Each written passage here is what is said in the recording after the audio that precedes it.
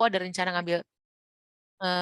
rencana untuk ngambil danci, tapi masalahnya kalau danci kan untung-untungan juga ya. Jadi ya boleh dicoba lah, apapun yang bisa dihemat, hematlah gitu. Intinya itu. Di negara lain bisa disesuaikan. Nah, terus terkait saya pengen tanya apakah butuh tabungan masing-masing antara suami dan istri dilihat dari dua kondisi, ada penghasilan atau hanya suami punya penghasilan.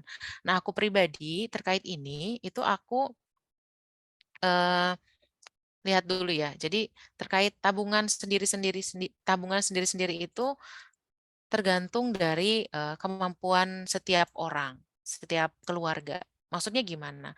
Enggak semua suami istri itu terbuka satu sama lain, ya kan? Ada yang ya udah sama kamu aja gitu, atau ya udah sama aku aja gitu semua keuangannya.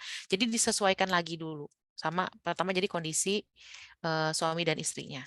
Nah, apakah sudah terbuka secara finansial atau belum? Kalau belum, biasanya aku sarankan harus punya gitu karena jaga-jaga khawatir salah satunya itu terlalu boros gitu ya. Jadi tetap harus punya. Tapi kalau ternyata kondisi keuangannya sudah terbuka satu sama lain, aku rasa lebih baik kita menabung sesuai tujuan, tapi dipisah pemiliknya. Gimana ya? Aku coba contohkan, aku coba screenshot dulu ya. Catatan keuangannya aku ya. Ada nggak sih? Tuh. Jadi aku tulis aja deh gini. Misalnya, aku bagi sama suamiku dan diriku ya. Suamiku itu pegang tabungan, tapi semuanya untuk jangka panjang. Jangka panjang. Jadi dia tuh di tabungannya dia, bukan tabungan ya, berarti di investasinya dia, karena tabungannya dia mah sedikit banget. Nggak ada rekening tabungannya kosong gitu, nggak banyak buat sehari-hari gitu. Kebanyakan sehari-hari itu sama aku. Jangka panjang itu untuk pensiun, untuk dana pendidikan anak. Ini semua dipegang suamiku, karena ini jangka panjang banget. Tapi untuk yang diriku ini, dia lebih ke arah jangka pendek. Jangka pendek. Makanya tadi aku bisa screenshot kan tabungan jago aku itu semua jangka pendek. Jadi tadi ya pindahan Apato, pulang ke Indonesia, terus habis itu aku juga punya kurban, terus misalnya dana pendidikan juga, tapi yang jangka pendek, misalnya TK, SD gitu ya. Tapi kalau yang dana pendidikan anak yang jauh itu suamiku. Terus renov rumah, ya, ini juga suamiku. Jadi kita tidak sendiri-sendiri, bukan sendiri-sendiri, tapi tujuannya aja yang dipisah gitu. Karena kan kalau sendiri semuanya buat di istri, ya bahaya juga kalau istri kenapa-napa, suami nggak punya uang sama sekali, ya kan? Jadi tetap harus dibagi dua. Tergantung kitanya aja nanti maunya seperti apa. Mau jangka panjang sama kita boleh, jangka pendek sama suami boleh, tergantung kesepakatan masing-masing gitu ya. Eh, terkait dua-duanya ada penghasilan sama suami yang punya penghasilan doang, aku rasa itu nggak matters banget sih. Artinya ketika suami aja yang punya penghasilan, ya kita juga perlu tetap punya tabungan. Ya tadi, dari gaji suami, mau mau yang mau kita pakai, yang mau kita pegang tabungan yang mana, jangka pendek atau jangka panjang. Kalau dua-duanya kerja, kayak aku dan suami sekarang, dua-duanya kerja punya pemasukan, biasanya aku gabung. Aku gabung tadi, kalau di Excel tadi kan ya berarti digabung dilihat pemasukannya itu berapa, di sini kan ya, oh pemasukannya ternyata totalnya ada 17 juta gitu kan, 10 juta dari suami, 7 juta dari istri. Oh ternyata setelah digabung 17 juta ini persentasenya sekian-sekian buat nabung sekian gitu. Jadi di sini nanti dibaginya. Oh ternyata nanti ada tabungan dana darurat misalnya gitu tadi 1 juta gitu. Ini kita kasih nama misalnya tabungan dana daruratnya ini ada di suami misalnya gitu. Terus tabungan pindahan apa toh gitu ya, ini di istri gitu. Kita tinggal bagi-bagi aja. Jadi digabung dulu baru dibagi. Atau bisa jadi misalnya 7 juta punya istri ya semuanya ditabung buat apa toh ya boleh nggak apa-apa gitu. Nggak ada pakemnya sih, tapi kalau mau bagi bisa berdasarkan jangka waktu. Tadi ya jangka pendek dan jangka panjang. Gitu kita kira-kira Mbak Tanti.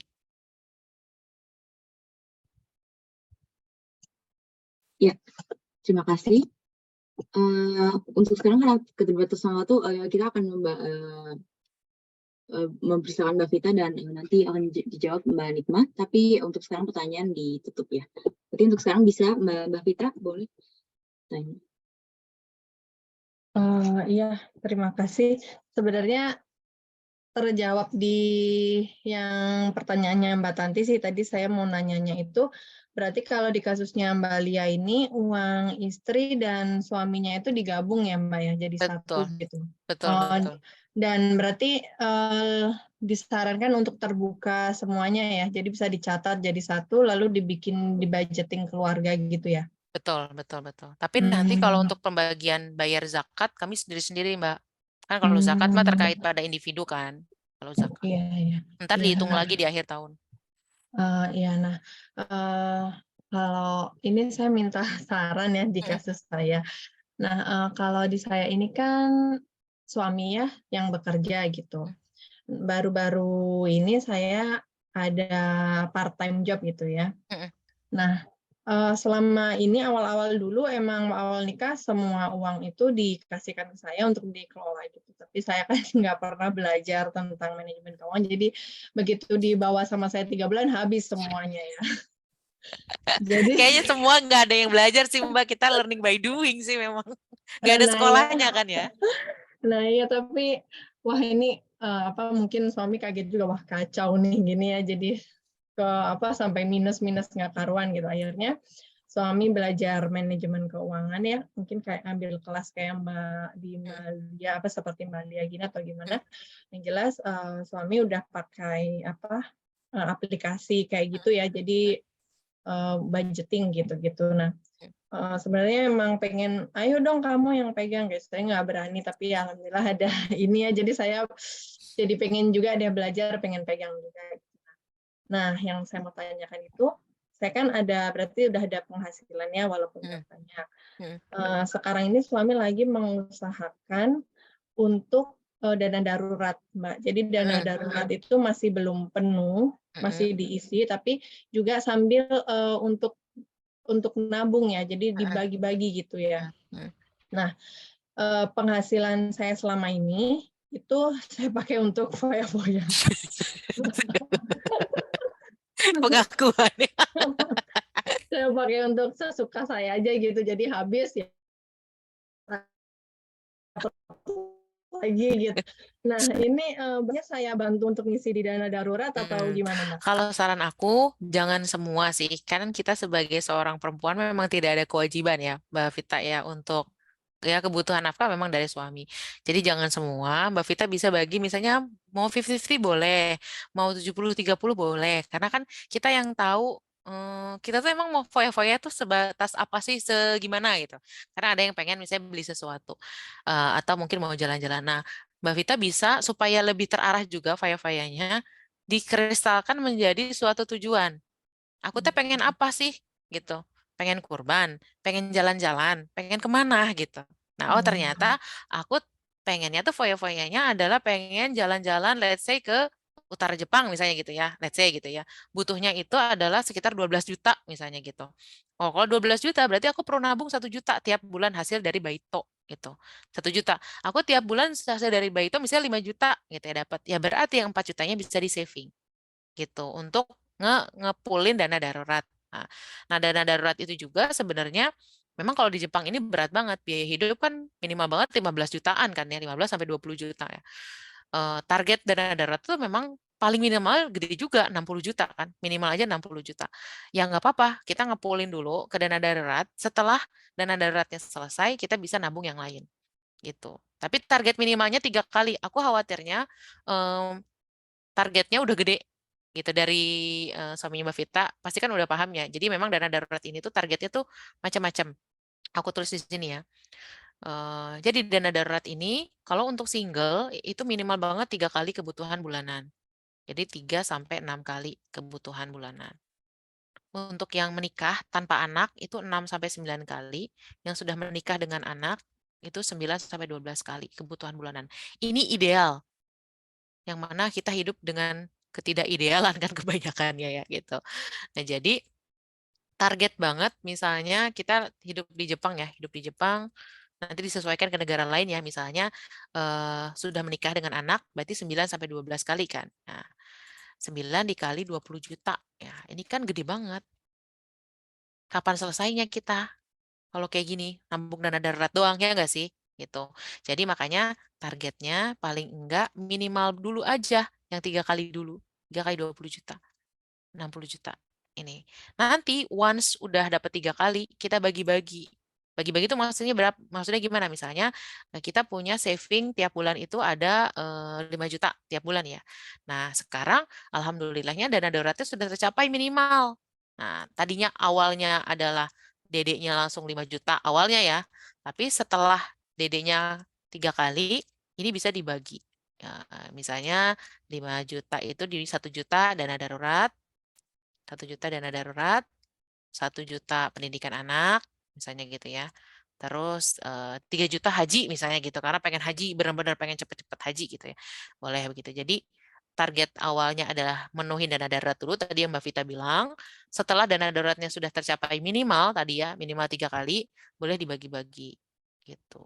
Biar nggak kayak capek dana darurat mulu, kapan aku tercapainya yang dana-dana lainnya gitu ya. Gitu sih Mbak Vita ya.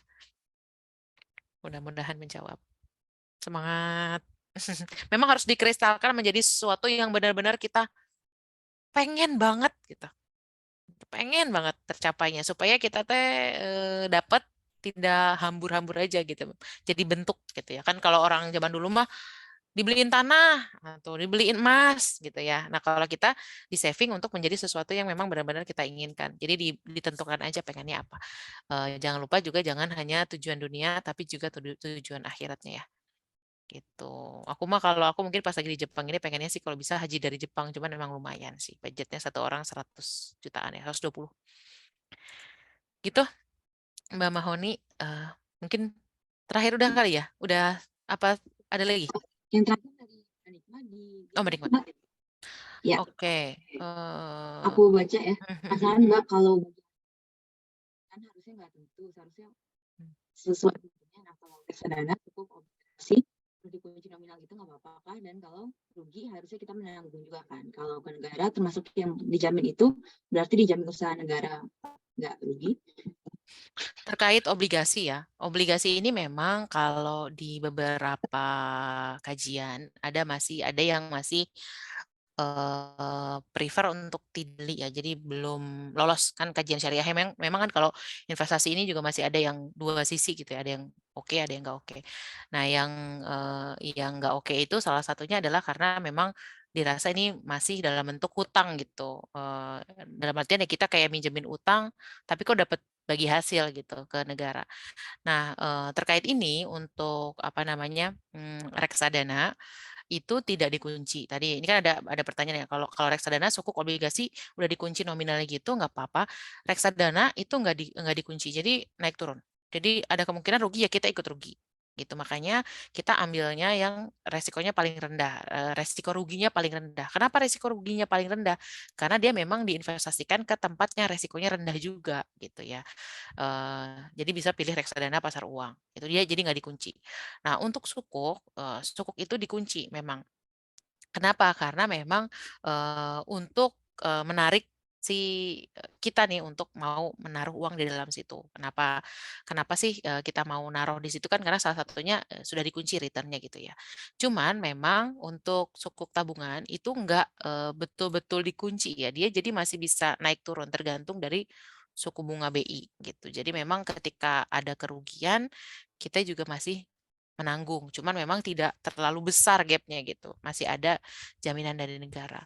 Nah, kalau negara rugi gimana gitu, kalau negara ada kerugian. Nah, makanya sektor yang dipilih sukuk itu dan sukuk tabungan atau sukuk obligasi memang untuk apa daerah-daerah, bukan daerah-daerah apa namanya ya, bangunan atau mungkin infrastruktur yang eh, pasti menghasilkan lah ibarat kata gitu ya.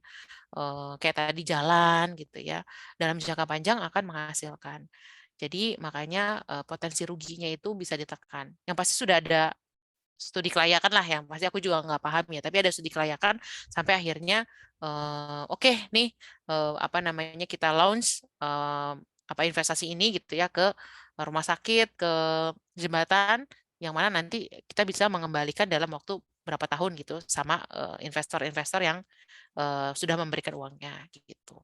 Nanti boleh kalau untuk terkait ini Mungkin di sesi yang lain ya karena masih panjang, atau bisa juga nanti mulai baca-baca dulu gitu ya di Sydney. Di yang bagian sukuk ini, di bagian nih FAQ ya, sukuk tabungan ini ada pendapatnya juga, kesesuaian syariahnya sudah ada dibahas gitu ya. Kayak terkait apa resikonya nih ya, resikonya seperti apa. Ada resiko gagal bayarnya ada kok gitu dari pemerintah gitu. Tapi ya tadi kan memang sudah dijamin sama undang-undang gitu ya. Nah, nanti boleh dibaca dulu ya di situ. Tapi paling nggak memang kesesuaian syariahnya sudah dikaji dan memang potensi rugi masih tetap ada gitu ya. Kalau nggak ada ya berarti riba dong gitu ya. Itu kira-kira dari aku. Ya, terima kasih Mbak Lia untuk telah membalas semua pertanyaannya ya. Untuk yang lain yang ingin bertanya, insya Allah kita akan ada Q&A lanjutan di grup WA dari hari ini sampai 27 Juni ya.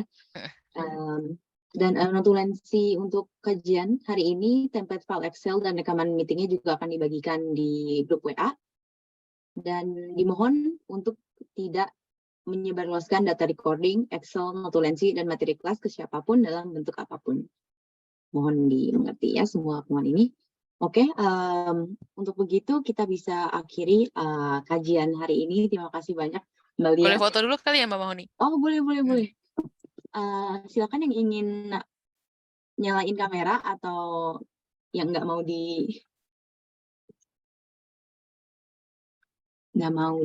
dokumentasi juga, ya yang boleh yang mau nyalain kamera, screenshot ya.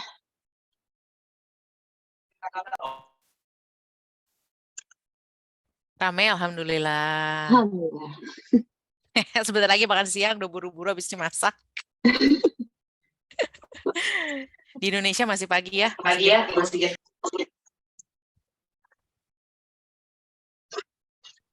Oke, yang screenshot siapa nih Mbak Mahoni? Ya, boleh aku, maaf sebentar. Atau mau sama Mbak Wija? Mbak Wija? Masih di mute Mbak Wijanya. Oke. Udah ini yang semua nyalain. Udah kayaknya, aman. Nah ya. Oke. Gimana caranya? 1, 2. Bentar. Ambil aku bantu juga kalau enggak ya. Oh iya, makasih Mbak. Ntar aku cek dulu ya. Mau kirim ke Mbak Wija. Aku udah bisa Mbak, oke. Oke, Mbak Wija. 3, 2, 1. Sekrek, oke. Mau lagi satu kali lagi. 3, 2, 1. Oke. Hai, arigatou gozaimasu. Ya, Terima kasih banyak teman-teman semua. Terima kasih banyak yang sudah datang. Kita bisa tutup dengan doa kafaratul majelis. Subhanakallahumma wa bihamdika asyhadu an la ilaha illa anta astaghfiruka wa atubu ilaik. Ya. Terima kasih semuanya Mbak Lia. Sama-sama. Terima kasih yang sudah hadir. Assalamualaikum warahmatullahi wabarakatuh. Pamit ya. Ya, Terima kasih Mbak Lia. Makasih Mbak Lia. Terima kasih Mbak Lia.